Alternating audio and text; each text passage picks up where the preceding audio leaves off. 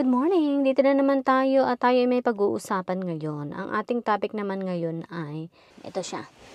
Sabi niya, paano ako makakapag-apply sa iba kung walang hawak na pera? Responsibilidad dapat ng magulang magbigay kasi mag-a-apply pa lang. Sasabihan ka ba naman sarili mong pera dapat igastos mo sa mga requirements at pamasahe? Ano magagawa ko? Wala akong hawak na pera. Tapos magrereklamo, ba't di pa ako nag-a-apply? Ito ang masasabi ko sa inyo ha. Kung wala kayong financial support na nakukuha sa magulang nyo dahil in yung maraming cases, okay? At saka ito bilang tulong na rin sa iyong mga magulang. Lalo na kung ikaw ay napag-aral na naman ng mga magulang mo. Napagtapos ka na nila ng pag-aaral. Ito ang gawin mo. Ito, ako ang ginawa ko, nung bata pa ako. Kasi nga, wala din akong tulong na nakukuha sa magulang ko. At naiintindihan ko nung time na yun. Kasi nga, talagang as in wala. Wala talaga silang kayang maibigay sa dami nga ng magkakapatid, diba? So, ang ginawa ko noon, pagka-graduate ko ng high school, nag-working student ako during high school ha, sabi ko sa inyo. Para naman hindi mabigat sa mga magulang ko. So, tumulong din ako sa kanila. Pinaaral ko na yung sarili ko ng pag-aaral ng high school. Well, lola ko nagpaaral sa akin ng 2 years and then the rest ako na. And then, kuya ko tumulong naman sa shelter, yan. Sa kanya ako tumira noon. But during those 2 years, nag-working student ako. Tapos, ginamit ko yung working students ko na mga naranasan ko pagka-graduate ko nung high school. Sabi ko, paano kaya ako makakapag-apply ng trabaho sa iba kung wala akong pera? So, ang ginawa ko, naghanap-hanap ako ng mga diskarte nga pa rin para magkaroon ng pera. Yun, naipon ko yun, yung mga naipon ko na yun, ginamit ko yun para maging pamasahe sa pag-apply ng trabaho. Yun. Kumbaga, be thankful pa rin kasi ikaw ay natulungan kumbaga ng mga magulang mo na mapag-aral ka ng college. So, ikaw, sa ganung paraan, ang gawin mo, humanap ka ng paraan ng pagkakakitaan. Kung saan ka magaling, kung ano yung skills mo, kung ano yung mga, anong tawag doon? Yung pwede mong gawin, pwede mong pagkakitaan. Sabi ko nga kung saan ka magaling. Magaling ka ba sa math? Mag-tutor ka ng math. Sabi ko sa iyo, yun. Pwede kang pabayad para magkaroon ka ng pera. Sabi ko sa inyo, nagkakaroon ka ng pera. Gamitin mo kung saan ka pwedeng kumita ng pera. Yun. And sabi ko sa inyo, pag nagawa mo yun, madali na. So, makakapaghanap ka na ng trabaho. Yun. And sabi ko sa inyo, mas madali kapag natukyan nyo sa sarili nyo na tulungan din yung sarili nyo na maging, how do you call that? Yung marunong, maging self-sufficient, maging marunong sa buhay, maging madiskarte. Malaki ang may tutulong niyan sa inyo. Maging independent. Kapag yan natukyan ninyo is madali nyo nang magagawa.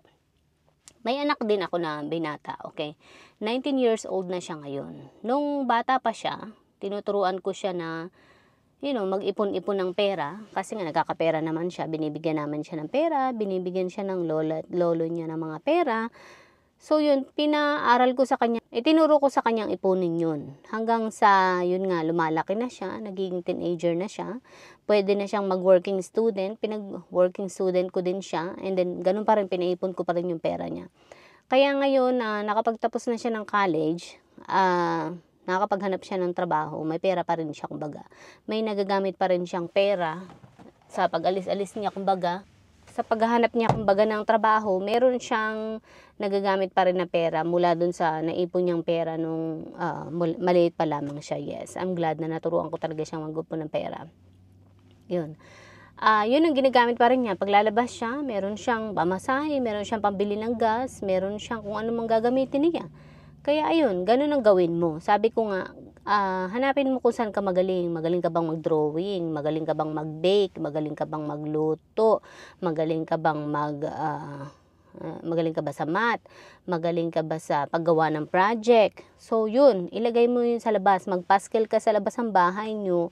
Or basta tanong-tanong mo doon sa mga bata kung sinong gusto magpaturo. Yun, tapos ay hingan mo sila ng bayad. Sabi ko sa'yo, magkakapera ka. Kung ano, maraming pwedeng gawin. Magtinda-tinda ka sa bahay, kung ano man yung pwede mong itinda, magkaroon ka pero sabi mo nga, saan ka nga kukuha ng pera kung wala kang pera, 'di ba? Saan ba madaling kumita ng pera? Yung makakakuha ka agad ng cash. Alam mo, meron bang grocery store sa inyo na nag-hire na maging bagger? Mag-apply ka ng bagger doon. Pero hindi ko alam kung sila ba ay nagkakatip doon. Hindi kagaya dito na nagkakatip talaga dito sa ibang store. Talagang tip ang binibigay sa kanila. Pero hindi ko alam dyan sa Pilipinas kung paano. Yun. Pero sabi ko nga, alin pa ba yung mas may mabilis na pera? Ayun, tanungin mo yung mga kakilala mo, sinong gusto magpalaba. Kaya lang washing machine na ngayon, di ba? Well, kahit washing machine na, kung sila ay wala pa ring oras, tamad na laban ng kanilang damit, maglagay sa washing machine. Ikaw nang mag-alok, sabihin mo, gusto kong maglaba ng, ano tawag dito? Gusto mo bang magpalaba ng damit? Magpatupi ng damit. Ako na maglalaba, ako na magtutupi, bayaran mo lang ako. So, magkakapera ka nun. Ganun ang gawa ko noon. Kaya ako nagkakapera agad. Yun yung mabilis na kita. So, ipunin mo yun para magamit mo at para makahanap ka ng trabaho na gusto mo. Yun. Ano pa? Maraming paraan. Pwede ka ding mag-waitress muna.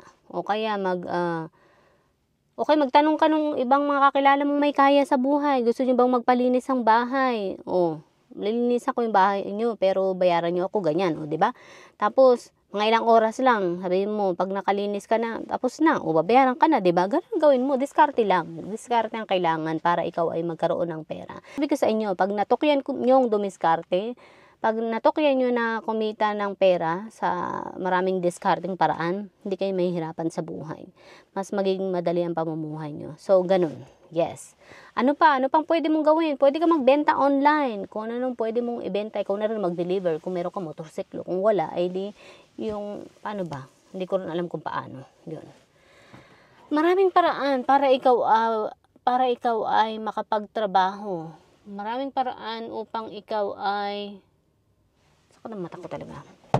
Upang ikaw ay magkaroon ng sarili mong pera, upang ikaw ay makatulong sa sarili mo at sa pamilya mo, sa mga magulang mo, or upang ikaw ay magkaroon ng trabaho, okay? Nasa sa iyong kakayahan yan, okay? Okay, it's 8:44, meron pa namang oras. Ano pa bang gagawin natin? Ano pa ang pwede mong gawin? Marami. Mag-isip-isip ka. Kumuha ka ng notebook, isulat mo sa papel kung ano yung mga ideas na pwede mong gawin. Sabi ko nga, ikaw ba ay magaling mag-bake? Okay, magaling ka bang mag-bake ng cookies, ng cupcakes? I-bakes mo yan, itinda mo sa inyo, okay? Ano pa? Ano pa? Mag-bake, mag-ano pa?